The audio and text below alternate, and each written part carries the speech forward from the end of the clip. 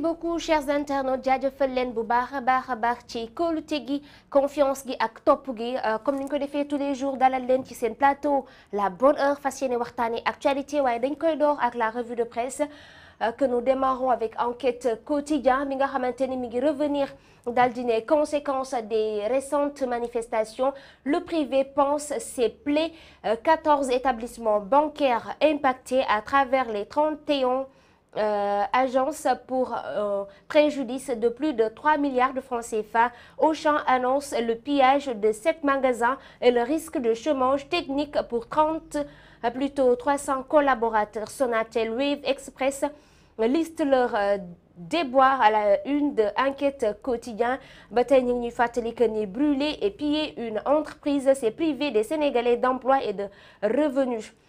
Enquête quotidien mi ngi dikkaat ci li nga xamante ni rek mooy manifestation yi nga xamante ni jaar na fi di ñu fàttali ni le secteur privé mi ngi fàttaliku bu baax a baax gaañu ak yàqu-yàqu yi nga xamante ni jot na ko dund ñuy fàttali lu toll ci 14 établissement bancaire daal dinay am ay jafe-jafe ci yile manifestation waaye tamit yéenekaay bi mi ñuy fàttali ni Auchan mi ngi dénoncé yooyu les manifestations di fàttali rek ne bu fekkente ni dañu yàq ay entreprise nañu xam ne ñu ngi xañ ay doomu Sénégal ñu liggéey waaye tamit ñu ngi leen di xañ li nga xamante ni mooy seenu koom-koom ñu jóge fa dem ci beneen quotidien Le Témoin qui titre en noir manifestation post-condamnation de Sonko. Les procureurs de Dakar et Pikine font leur compte à la une du quotidien Le Témoin et le patronaliste s'y mécompte à la page 2 et 4 de ce journal. Les procureurs de la République de Dakar et de Pikine ont fait hier le point des interpellations suite aux violentes manifestations du jeudi 1er et du vendredi 2 juin. De son côté, le patronat a listé les énormes préjudices subis par ces différentes composantes lors des dédites manifestations, des dégâts estimés à des dizaines de milliards de francs CFA. ba tey yéenekaay bi mi ngi xamle ni procureur bu Dakar ak bu Pikine daal dinañu jug temb ngir waxtaanee li nga xamante ni moo fi jot a jaar liste li nga xamante ni moom la ñu yàkkule booy xayma dégâts yi ëpp na lu toll ci fukki milliards yoo xamante ni ci suñuy koppar boo koy wàññi ñu jóge fa dem ci beneen quotidien Le Quotidien bi nga xamante ni mi ngi dikk ak ñun ci toujours le bilan des saccages factures salées sans station d'essence vandalisée. Le Quotidien mi ngi fàttali bu baax a baax yàqu-yàqu yi amoon ci manifestation yi ne lu toll ci téeméer ci station d'essence daal dinañu koy yàq lu toll ci fanweer ak benn ci ay station wala sax ay agence bancaire daal dinañu koy yàq. Auchan met en chômage technique 300 personnes. Auchan nag actuellement dafa mel ni sax dafa daal di daanu wala sax ci la jëm ndaxte fi mu nekk nii lu toll ci ñetti téeméer ba watuwul daañu ñàkk seen i liggéey waaye tamit seen ñi nga xamante ne ñoom lañ doon liggéeyal muy Wave perte na lu toll ci 40% de son chiffre d'affaires. Le tourisme, les transports maritimes, etc. affectés, c'est ce que nous renseigne Le Quotidien bi nga xamante ni ba tey mi ngi fësal nataalu Khalifa Sall daal di ñuy xamal ni dialogue malgré les mises en garde de Yewwi Askan Wi. Khalifa campe sur sa position ba tey ñu fàttali ni gannaaw ba coalition bu mag boobee di Yewwi Askan Wi daal di xamle ni ñoom demuñu ci dialogue ba ngir waxtaan ak président Macky Sall moom Khalifa Sall dafa jël sa position mu ne dina wuy ji ngir xam ana yan proposition la war a mën a tegal président Macky Sall ngir indi ci ay solution mu mel ni nag gannaaw loolee coalition bi daal dinay génne ab communiqué andi kii barki dem ma xamal ko ni na jël ay responsabilités te fàttali justement que ni amul benn organisation wala benn nit boo xamante ni da nga dem ci dialogue ba ci bannière bu Yewwi Askan Wi en tout cas ñoom nee nañu yónni wuñu ko tey yónni wuñu ko ëllëg moom nag daal diwul bàyyi mu sedd. Khalifa Sall daal na ci indi ay tontu daañu ko yaatal ci yéenekaay L'Info Quotidien ba tey mi ngi dikk ak ñun ne saccage pillage destruction distribution des biens lors de ces manifestations. Le patronat compte ses pertes et alerte à la une de L'Info Quotidien.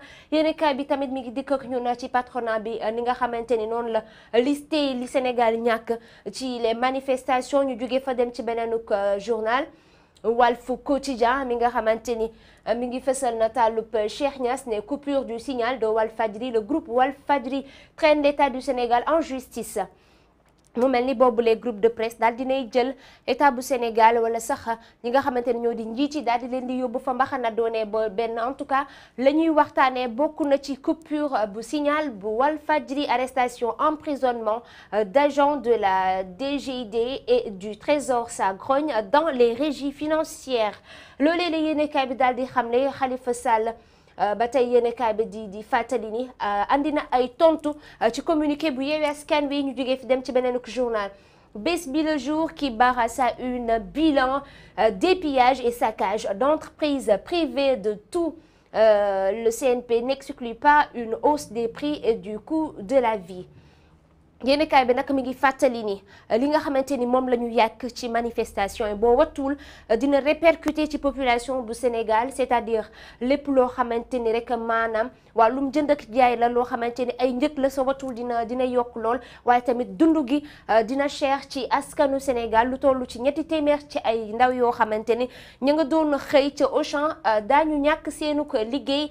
waaye tamit ca banque ya Sonatel ñu bari ña ngay wane li nga xam ne moom lañ ca ñàkk ñu jóge ci dem ci beneen journal Les Échos qui titre en noir également saccage des infrastructures du BRT, le chantier livré fin décembre, une police des mobilités prévue, 19 stations sur 23 vandalisées, des systèmes biotiques détruits, toute la signalisation le long du corridor détruite.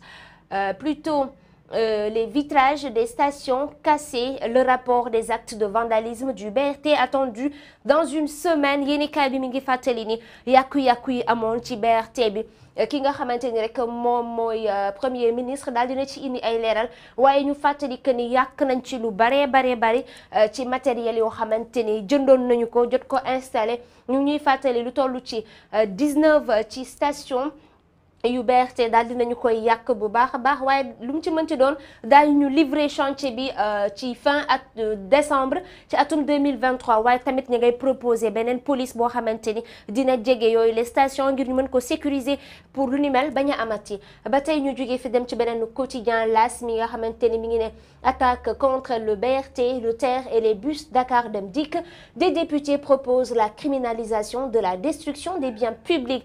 mu mel ni député nga xamante ni ñoo nekk ci Assemblée nationale daal dinañu yëkkati jëmale ci yàqu-yàqu yi nga xamante ni moo amoon ci réew mi ñoom nag la ñuy proposé mooy ñu daal di criminaliser lépp loo xamante ni dafay jëm ci destruction des biens publics maanaam lépp loo xamante ni askan wi ñoo ko bokk kenn waru ko yàq daañu criminaliser lu ni mel ba tey ñu ñuy fesal ne la Banque mondiale accorde 182,4 milliards au Sénégal ba tey ñu amaat beneen ko bor sekk ko ak la Banque mondiale ñu jóge fa. dem ci beneen quotidien Source qui affiche encore le portrait du président Macky Sall. Avant samedi entre Khalifa Sall et Yewwi Askan Wi, c'en est terminé la preuve par 9. yéenekaay bi mi ngi xamle ni diggante Yewwi Askan Wi ak Khalifa Sall booba tuul dafay daal di jeex ndax li nga xamante ni jot na fay jaar jóge ci dialogue national bi, publication des rapports publics 2018, 2019 et 2020 de la Cour des comptes.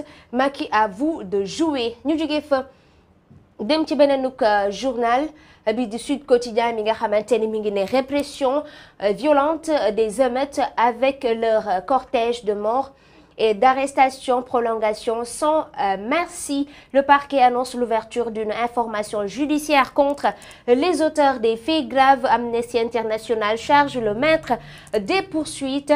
Le Haut Commissariat de l'ONU aux droits de l'homme réclame une enquête indépendante sur la mort par balle de manifestants. La chancellerie parle d'agression d'extrêmement grave contre l'État. ba tey yéenekaay bi mi ngi dikk ak ñun ci li nga xamante ni moo di émeutes yi amoon ci manifestation bi ba tey ñu ñuy xamal ni daañu ci ibi ay enquête judiciaire ngir jéem a xam ana ñan ñoo sooke lu ni mel ñu jóge fa. dem ci beneen quotidien le journal du groupe Futur Média qui affiche encore le portrait du chef de l'État. Président Macky Sall, la Banque mondiale accorde 182 milliards de francs CFA à l'État du Sénégal. Plus de détails à la page 2 de ce journal. Insécurité grandissante, peur sur les Sénégalais. mu mel ni nag fi mu nekk nii yéen kayub Futur Média l'Observateur nee na askanu Sénégal kenn fitam dalatul waaye tamit ku ci nekk rek ci xottu nen nga daal di toog ndax ay arrestation ay terroristes yoo xamante ni ñu ngi leen fii xeeñcu waaye tamit ay étrangers ñoo xam ne bokkuñu ci réew mi ba noppi di bokk ci ay manifestations force occulte de réelles menaces mu mel ni loolee menace la bu baax a baax ci population bi yéenekaay bi di fàttali ne 19 personnes ont été arrêtées plutôt 19 femmes lors des manifestations mu mel ni manifestation jot nañ cee teg lu toll ci fukki jigéen ak juróom-ñeent yoo xamante ni sax dañoo yoroon ay ngànnaay appel à l'insurrection et terrorisme le procureur traque encore X le récidiviste loolee la yéenekaay bi daal di xëy xam ne le secteur privé fortement touché. Khalifa Sall encore affiché à la une de ce journal des secousses sans fin. yéenekaay bi mi ngi fàttali ni Khalifa Sall moom d'accordul benn yoon ci décision yi nga xamante ni Yewwi Askan Wi ñi ngi koy jël ndax moom ci conférence des leaders la bokk te dafa war a participer obligatoirement. ñu jógee fa dem ci beneen quotidien. C'est le journal du groupe des médias qui titre en noir manifestation du jeudi 1er et vendredi 2 juin dernier. L'ONU réclame l'ouverture d'une enquête sur les 16 morts.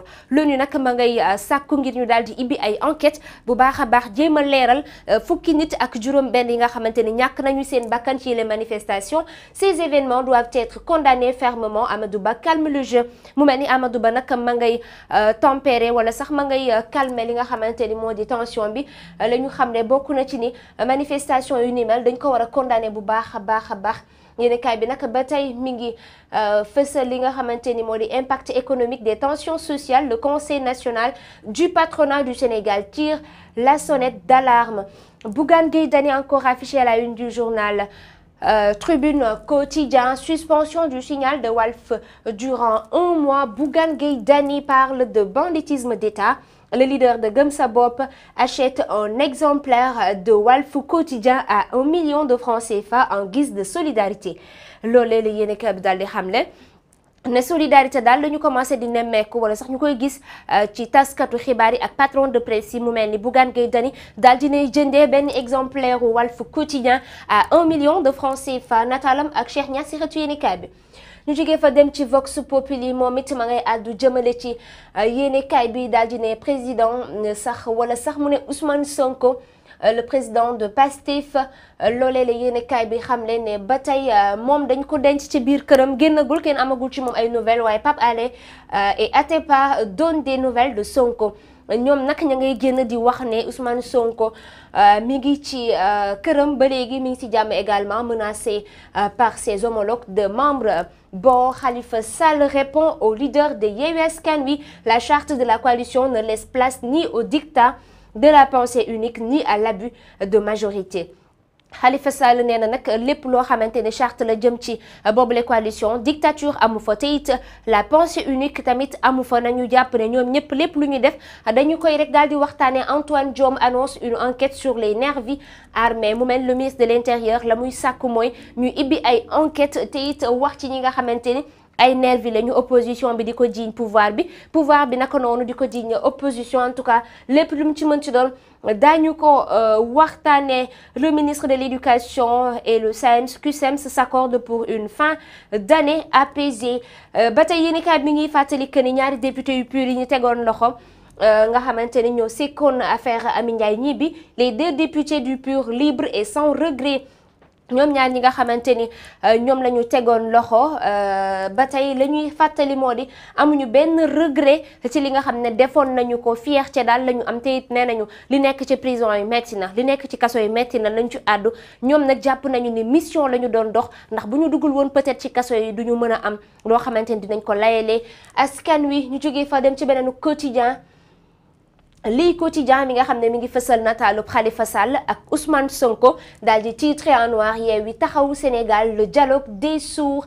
La sortie de Yewwi Askan Wi lundi sur le dialogue pas du goût de Khalifa Sall et si ce communiqué est une violation manifeste des principes fixés par l'accord cadre de la coalition, les autres membres de Yewwi Askan Wi appelés à la maturité. Khalifa Sall nee na nañu jéem a mature tuuti maanaam nañu jéem a màgg ku nekk jéem a xam li nga xamante ni moo leen lié ngir ñu mën a préserver li nga xamante ni moo di la coalition Yewwi Askan Wi. ñu jógee fee dem ci beneen quotidien. Direct News bi nga xam ne mi ngi fësal nataalub Victorine Ndeye qui se lâche manifestation meurtrier propos ethniciste force occulte. moom nag la mu xamle moo di dafa am ay nit yoo xamante ni ñi ngi ci biir réewum Sénégal di jooy ñi nga xamante ni ñoom la ñu ñàkk. de l'autre côté am ñoo xam ne ñi ngi ci biir réew mi waaye ñi ngi wutaat yeneen i bakkan yoo xamante ni moo nar a root ci réew mi waaye ba tey mi ngi fàttali que ni ce qui s'est passé les 1er et 2 juin, ce n'est pas une manifestation et dépasse des émeutes. Il ne s'agit pas de bord politique et mon appartenance est connue de tous. C'est le pays qui est attaqué et en tant que républicaine, je fais face. Ñu jóge fa dem ci beneen quotidien Yoor quotidien. Serigne Saliou Gueye réduit au silence depuis 23 jours yéenekaay bi mi ngi fàttali ni Serigne Saliou Gueye ba tey jii ñuy waxee ak yéen ma nga ca kaso ba ma nga ca loxol yoon boobaak tey dañoo tëj gémmiñam toll na ci ñaar fukki fan ak ñett. Rempart et bouclier contre toutes les injustices, Guy Marius Sagna, voix et voix de la résistance. Sur les traces d'un allié fiable et sur d'Ousmane Sonko, un homme sérieux et de principe, Daouda Gueye. Il a débusqué hier une nébuleuse de 20 milliards de francs CFA. Ba tey ñu jóge fa dem ci beneen quotidien Libération mi nga xamante ni nag li ko ñor moom du lenn lu dul coupure signal bu Walfadjri. Révélation sur la suspension brutale de la collecte de fonds. Walf exclu de Wave jusqu'au 1er juillet 2023. yéenekaay bi ngi fàttali gannaaw ba ñu bloqué xaalis bi nga xam ne moom lañ doon jàppale Walfadjri jaarale ko ci Wave ñoom boobee tey mënuñu fexe sax ba jot ci li fa jot a dugg ci Wave waaye tamit li ñu leen di xamal moo di Walfadjri génne nañu leen ci Wave fii ba benn fan ci weeru juillet comme durée bi nga xamante ni ci dañu dagg seenu signal. Dans une lettre adressée ce 12 juin à Cheikh Niass, la DG de Wave évoque pour justifier la suspension de la collecte de fonds une réquisition avec effet immédiat reçue le 9 juin du ministre du tutelle. Loolu la yéenekaay bi daal di xëy xamle. Taxawu Sénégal invite Déthié Fall et si a fait preuve de maturité. mbokk yi mu ngoog dafa mel ni loolee sax moo daal di buur li gënoon a fees ci ëttu yéenekaay amoon mbégte di leen ko présenté maman bu moo nekkoon ci kaddu gi gàmmu nag moo fare woon ci xarale gi jaajëfal leen bu baax a baax amoon mbégte di leen ko présenté jox leen rendez-vous dans un instant ci li nga xamante ni mooy seen rubrique journalière sur la toile waaye tamit jox leen la parole à vous les internautes ngeen participer wax seen xalaat ci tolluwaay réew mi.